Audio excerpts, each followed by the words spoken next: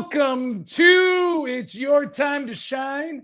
I'm Christoff J. Weihman, America's favorite speaker empowerment coach, and your host today. This is a very impromptu, special broadcast. I have as my guest my very good friend, Raja Vaidya.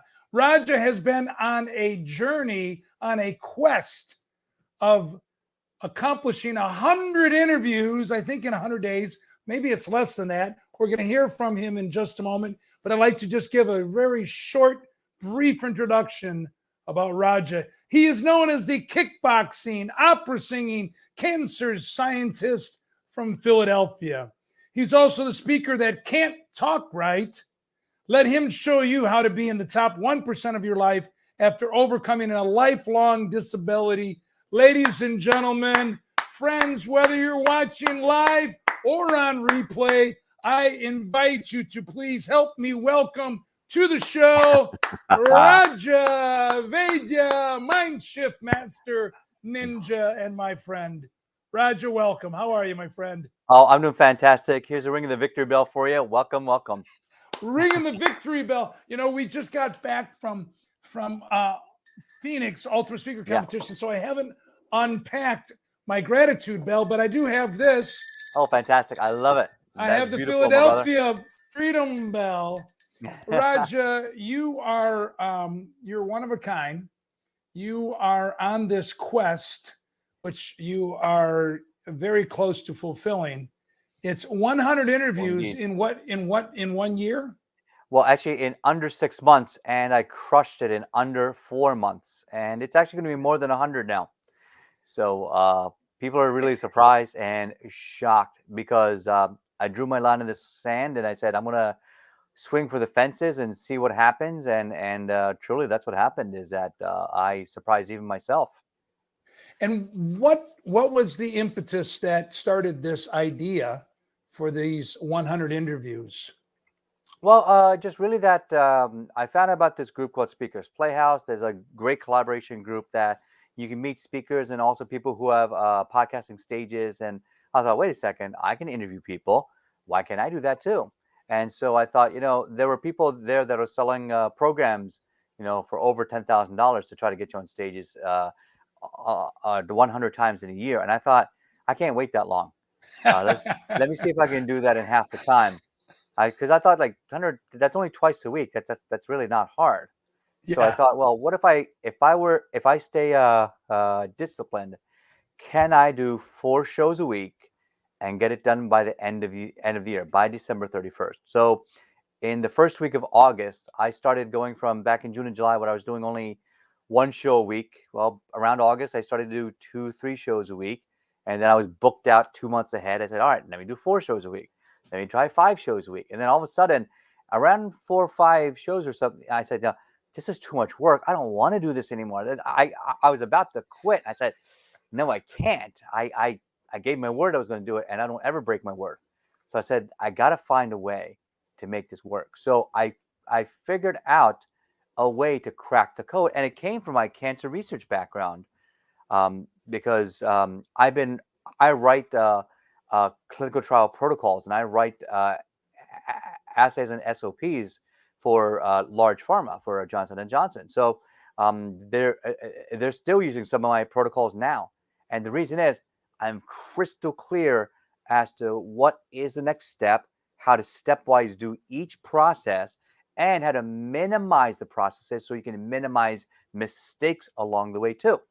So as soon as I did that, I realized, holy crap, I just cracked the code on how to almost automate this whole process. So when I started having 5 shows a week, and then I started to do over 5, I started to automate it, and then I got a VA team set up, and I trained them how to do this process as well.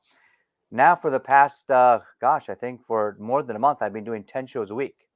Wow. And last week, just for fun, just for the hell of it, I thought, you know what? Let me see where this process breaks, because part of our testing to do QC in big pharma is, where do protocols break? Where is the weakest link? So I said, you know what? Let me do 20 shows in 1 week And last week I just did that. I just did 20 interviews in 1 week. And what's funny was there was one guy on Friday. He had a glitch with his calendar system, so he didn't have me on his calendar, but I had it on his, on mine. I mean, and so I said, "Hey, we got to do this so I could get my 20 in." And he said, "All right, well, I'm busy on Saturday. I'm busy this day. I'm busy Sunday." I said, "Listen, Sunday I'm packed. I have kids in the morning, and then I have a cancer fundraiser I'm going to keynote speak at in the afternoon. Then I have choir rehearsal, and I'm the soloist, so they need me there. So I'm not going to get home till 9:30." I said, "Can we do 9:30?" He said, "Okay." I'm going to put the I'm going to put the baby to sleep. And so at 9:30 at night, Sunday night, just to show everybody by example, um, doesn't matter if you're tired, you know, you cross the finish line. So that's what I did. So Sunday night was 20th. So I did 20 Wow. interviews, 20 of them in 7 days. Just last night Just last night. was the oh wow. So Yeah. what is the message that you're wanting to share? Number one is that uh, I want people to understand where I came from. I I still suffer from an affliction. I still have a lifelong stutter that I'm working through, and it's a struggle every single day. I have to be vulnerable and hope nobody looks at me or laughs at me or rolls their eyes at me when they hear me speak.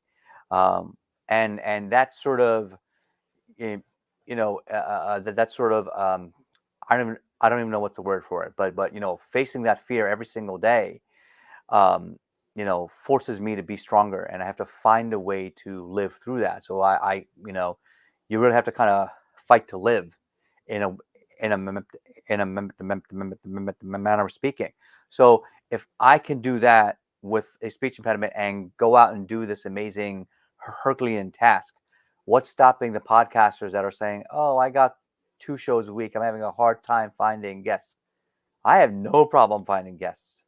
When I started to when after I drew my line in the sand, people came out of the woodwork and say, "Oh, Roger, you're so inspiring. I want to help you.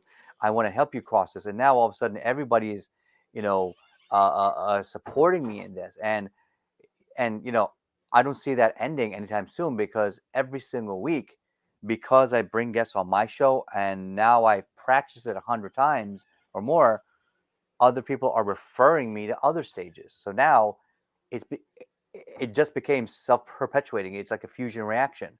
Once you reach a certain amount of a kinetic threshold, it's now just going on its own. Now I don't have to search for guests. They're all coming to me. What is Mind Shift Master? What does this title mean?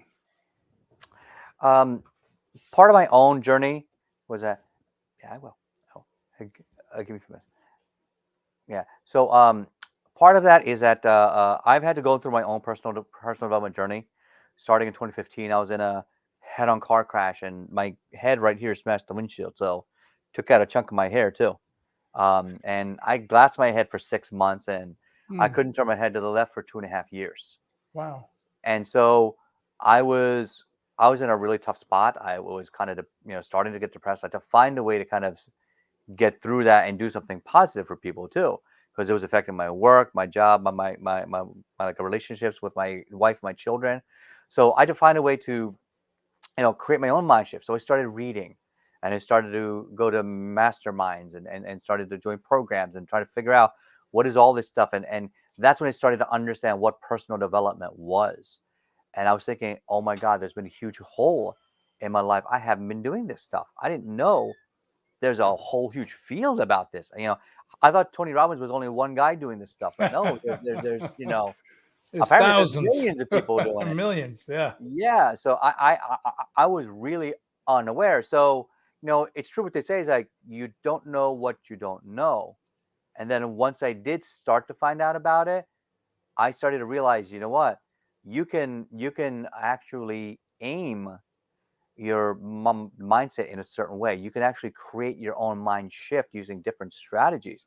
And I just thought about all the different experiences I had, and where this was most prevalent to me was in the martial arts, where I've been teaching for over 37 years. And after 3 decades and more of teaching white belts to become black belts, like something kind of snapped with me. I realized, wait a second, people go from a white belt mind lock to a black belt mind shift. And we can apply that to business, to your personal life, as well as your relationships. And if you start doing that, all of a sudden, you can start creating a mind shift and really start to change your life. And that's really where that mind shift strategies all came about. Well, I know another mind shift and Mhm. something that was not mentioned, even though I did not get your official bio. So maybe it Yeah. was on there, but I don't know if you've even seen The- this yet. Oh, I haven't seen it This yet. is Ultimate Speaker collaboration book with Oh, Dr. Smiley Roshan, and Raja is one of our contributing authors. Raja's chapter is quite inspiring. His chapter is called, I don't know if people can see that. Yes, they yeah. can, maybe. Yes, they can. Stuttering, Stuttering. the The unspoken handicap. And it is quite impressive. You've overcome many challenges. Today, as we know, bullying is such a huge, huge problem. I think it's always been a problem, but I don't know if it's that Mhm. social media magnifies and amplifies it, or social media gives more avenues for especially young people to practice bullying. What would you say to some young people that might be watching that are experiencing that right now? They're in school, they're being made fun of, there's peer pressure. What are your words of wisdom on that? Um, First of all, to the people that are being bullied, understand you are not alone. I thought one of the hardest things that I had with my speech issues was that I thought that I was alone, and so I thought I had to tolerate it. And so instead, understand number one that you are not alone. And to the bullies, they don't quite understand this yet, but um, you know, you're bullying because somebody else hurt you, and you're Mm. transferring that emotion to somebody else. And and nowhere is that more prevalent than that through someone like me who's been through that. Because I remember there were years when later when I got really good at karate, you know, I started to get a little cocky myself, and then I Mm. had to catch myself. I'm like, oh, wait a second, what am I doing? I'm starting to speak kind of rude to people and doing this. So I started to realize that that's not the person I want to be. I remember watching on uh, on Netflix, they had that spin-off series, Cobra Kai, that Yeah. was from the original Karate Kid 30 years later. And what an amazing story! Because number one, it's just a fun series to just watch all the fighting scenes and see all the coordination and see what they're doing. Plus I like that one of the masters is a Tang Soo Do master, which is that's what I am. And so, but more Did importantly, you say tuxedo? Tang Soo Do. Yeah, I I'd be was a a tuxedo tuxedo master too. master. I was a tuxedo master when I used to be in 5-star service. I used to wear a tuxedo when I worked for Wolfgang Puck. That's not the same thing. Yeah, a little different. But you see the cycle of what starts a bully and how they get. You go from victim to warrior, and sometimes that's very hard to resist. I know because I've been through that myself. And so, to everybody, whether you've been a victim of like bullying or you are a bully, understand that eventually the cycle breaks. And that's going to be the next topic of my next book, is that it's going to be about breaking that cycle. And Christoph, as you know, and Ken and I have talked about this. My next book is going to change the world. It's about how to hug a bully, and it's about Mm. changing that cycle of creating a bully in the first place. There's also such a thing that my wife has told me about, Hmm. which is adult bullying. bullying does not only take place in school and on the playground or on, on social media, but it actually takes place in the office environment, It the corporate does. sector. Yes, it does. What are your words about that? Well, I will tell you that from my personal experiences, these are from real people and real managers. Um, uh, when they would shift me from different managers, I would tell them some of the things that had happened. For example, uh, two guys in the hallway were cackling over someone over on the radio who had a speech impediment, just laughing it up like it was no big deal. That's a fireable offense. I told my boss about that, and they said, let it go. Don't worry about it. Forget about it. Don't do anything about it. Like as if he was afraid about his job. Like Hmm. I felt so dejected because nobody wanted to do anything about it or speak up. There was another woman who I was sharing a lab with, and just because I was sitting in, I had to work on a project side by side with another scientist. We had to work exactly at the same time because we were getting tumor and blood samples at the same time from shipping, so we had to do them side by side.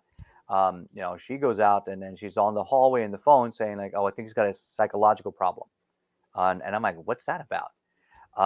And some other person also, um, you know, I think also like when you have a speech impediment, people feel it emboldened to talk down to you because it's Hmm. hard for us to talk back or retort quickly. Wow. And so that happens over and over and over again. And that's one thing where I'm a nice guy, so for me it's just I'm just in shock when people do it, so I don't even know what to do. If I was in karate, you know what I would do? I'd throw a Take quick side kick and knock them take on them their ass. down. But in the workplace, I'm just in Yeah, shock. I'm that's like, not. Yeah. really? So, and these people they don't realize how good I am in the martial arts. Like, once, it would take me under 5 seconds to like throw them on their ass. And, but, obviously that's not what you do at the workplace. And, one person just said an extremely rude tone to me. I asked him a simple question. And he's like, "You don't know what your job? You don't know what you're doing?" And then the next day, he asked my boss asks him the same exact question. What does this mean? And he says, "Oh, it means this, this, this." So, what was the attitude that was separated him Hmm. from when I asked him the same question and my boss asked him the same question? Why was it so different? And there was even one person who was slamming stuff at me, yelling at me just because she could.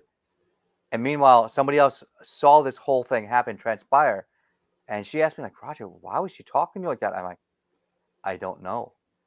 I don't know. It was so rude." And that. So this corporate bullying is something that we will be going after in the future.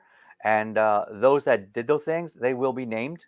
And I will make sure that it goes out in the court documents because I don't want to just overcome my stutter. I want to change policy because if you Hmm. look at any major corporation, they have federal protections under the ADA, under the Americans with Disability Act. There are federal protections. You can't discriminate against people who have hearing impairment or blindness or mobility issues. There is nothing for people with speech handicaps. So Wow. the only thing closest thing was mental illness. I checked it on the But list. that's stuttering That's is not not. a mental illness. No, it's not. I'm actually a pretty sharp guy. So um, you know, so there isn't anything wrong in here. It's just right here. So uh, that's something that I went to the managers with, and as I went to different managers throughout, the past 7, 8 years, and especially over the last years working at Johnson & Johnson for the past 11 years, for big pharma, um, they basically everybody wanted to just sweep it under the rug. Oh, this happened to you? Okay, let's just say it's in the past now. Well, Hmm. okay, but what are you gonna do about it? So that just perpetuates it and Yeah. continues to allow the environment to be pervasive Yes. in going forward, right? I like what you said, that it's not just about, because if it was just personal, I want to overcome my so-called perceived limitations. Yeah. And that's amazing and that's admirable and remarkable. But for you, it's taking it to another level so that things can change. So it's Yeah. not just upon each individual, but there's a shift in the attitude, in the environment, in the workplace.